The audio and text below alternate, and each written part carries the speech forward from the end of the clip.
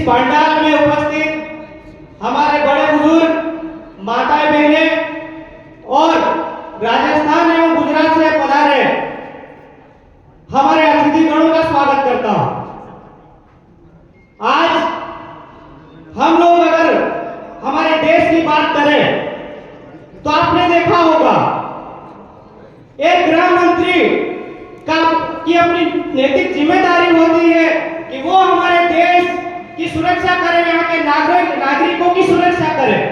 पर आपने इस देश के दक्षिणी स्टेट में देखा होगा एक वीडियो चल रहा है जहां हम अनेकता में एकता की बात करते हैं, अखंडता की बात करते हैं।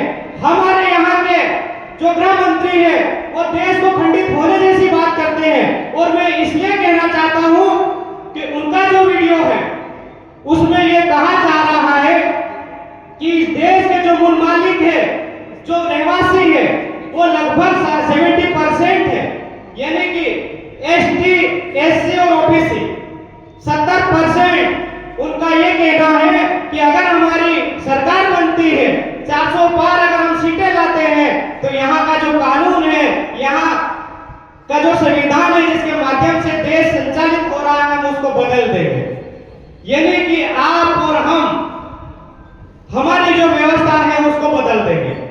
आगे मैं बढ़ता हूं, हमारे प्रदेश में आता हूं तो एक हमारा जो मध्य प्रदेश हो, चाहे कोई भी स्टेट के जो मालिक यानी मुख्यमंत्री, उनकी अपनी नैतिक जिम्मेदारी होती है कि वहां के जो नागरिक हैं, वहां के जो रहवासी हैं, उनको संरक्षित रखें, उनका संरक्षण करें। और जो गरीब, दुखी और मजदूर वर्ग है उनका संरक्षण करें।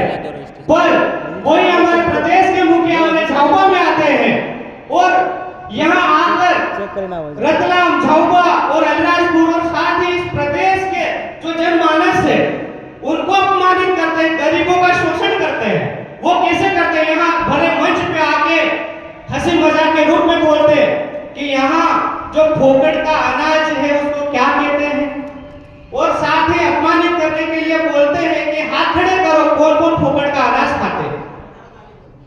तो बड़े शर्म की बात है, निंदनीय है। एक मुखिया की जवाबदारी होती है, नैतिक जवाबदारी होती है कि वो हमारे प्रदेश को संरक्षित करे, उस यहाँ की जो जनता है उनकी मदद करे। पर यहाँ आकर हमारी मजाक उड़ाते हैं तो हमें दुख होता है। भारत आदिवासी पार्टी क्या अपना उद्देश्य है? हम मानव जीवन को संरक्षित करना चाहते हैं, मानव जीवन को बचाना चाहते हैं, इस प्रकृति को बचाना चाहते हैं, यहाँ के जो लोग हैं उनको बचाना चाहते हैं। आप सोच रहे होंगे कि यार दूसरों की जो दूसरी पार्टियां हैं वहां जाते हैं तो पांडाल इतने बड़े खचाखच भरे रहते हैं, यहाँ क्या हो रहा है? यहाँ हम लोग जितने बैठे हैं वो परिपक्व लोग हैं और हमारे समाज को बचाने के लिए, हमारे समुदाय को बचाने के लिए, स्वाभिमान को बचाने के लिए लोग आए हुए हैं। मैं ये कहना चाहता हूं, हम लोग यहाँ जितने बैठे हैं, जो सुन रहे हैं, वो खरीदे हुए नहीं है, पैसे से बुलाई गई भीड़ नहीं है। मैं आपको कहना चाहता हूं कि आप हमारे जो युवा साथी है वो जागे, उठे और हमारे समुदाय समाज के लिए कुछ करे।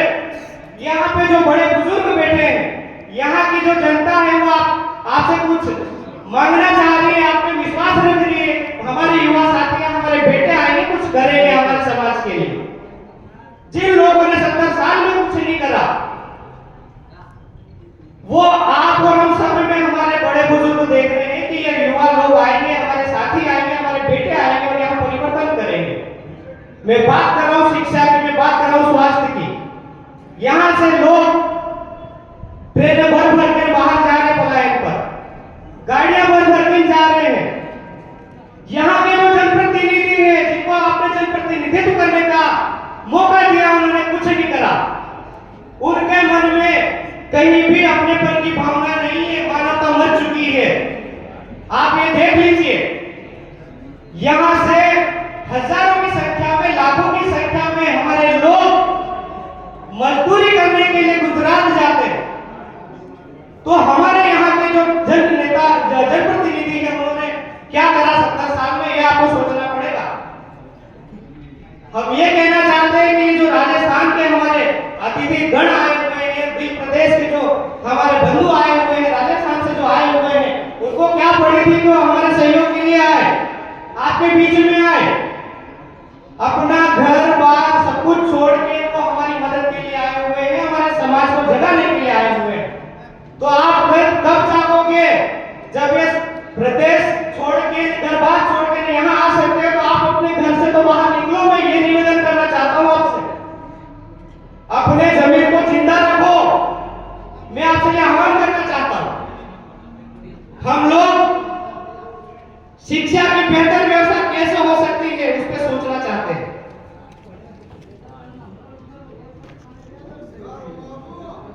हम लोग जो बेरोजगार युवा साथी हैं, उनको रोजगार कैसे उपलब्ध करवा पाए, हम उन पे बात करना चाहते हैं।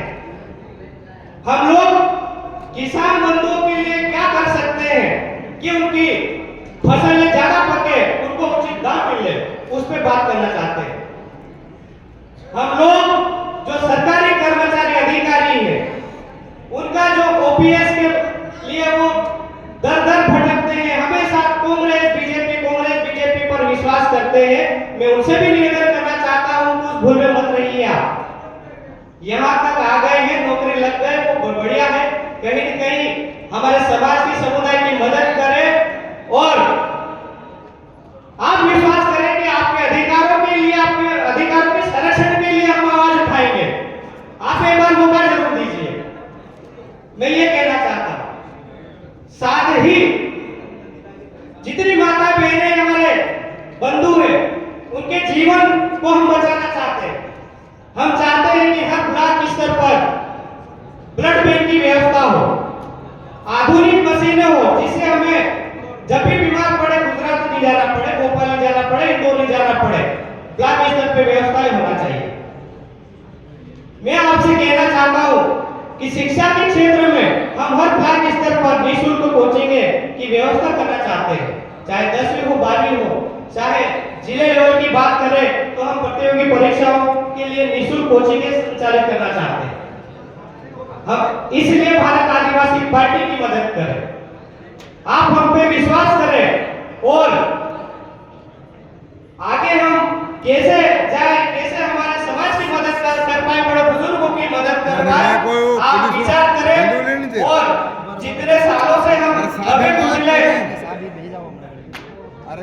हमारी बात जो नहीं कर रहे थे, सुनना क्यों नहीं पुलिस, उनके लिए बैठ जाओ, अभी बैठ जाओ, अभी बैठो यार भैया, नीचे बैठ जाओ। मैं थोड़ी सी बात और आगे बढ़ाऊंगा कि यहाँ पे जो कमल कांग्रेस की बात करूं तो दोनों ही एक तराजू के दो पलड़े हैं, और दोनों ही पलड़े की बात करें तो सांप नाथ है और नाक नाथ है। तुमने सुनवे क्यों नहीं किया? सांप सांप काटे या नाक काटे, उनका जो सर है वो तो तत्काल आपको असर करेगा, पर इनके द्वारा जो हमारे समाज में जो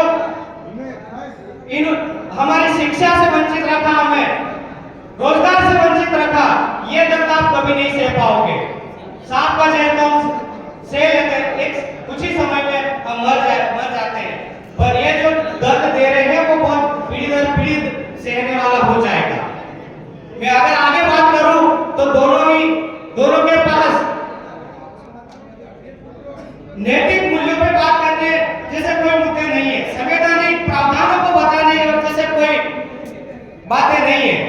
सिर्फ और सिर्फ ये बात करते हैं तो कांग्रेस वाले बीजेपी वालों को बोलते हैं कि खनन माफिया है, शराब माफिया है, मर्डर करते हैं, और वही दूसरी पार्टी दूसरे पर आरोप लगाती है कि खुद भी उसमें संलिप्त है, शराब माफिया है, ड्रग्स माफिया है या माइनिंग में इनकी हिस्सेदारी है। तो मैं आपसे ये कहना चाहता हूं कि हम मूलभूत सुविधाएं नहीं है वो बात करें, हम नैतिक जिम्मेदारी से भागे नहीं, नीति के आधार पर बात करें। हम किसी को ये नहीं बोले वो चोर है, डाकू है, वो शराब माफिया है, वो माइनिंग में लिप्त है।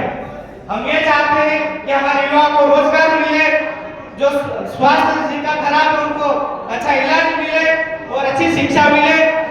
इसी के साथ सभी का सहयोग बना रहे। भारत आदिवासी पार्टी की आप मदद करें। 5 नंबर का जो बटन है ईवीएम पर, उस पे बटन दबाए, आपके समाज को बचाए, समुदाय को बचाए और आगे हम उन्नति करें। जय जवाहर, जय भीम प्रदेश। आपकी जय। बहुत बहुत धन्यवाद। और